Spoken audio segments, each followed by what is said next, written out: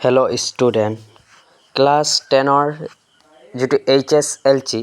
exam 2026ত যিটো matric final হ'ব,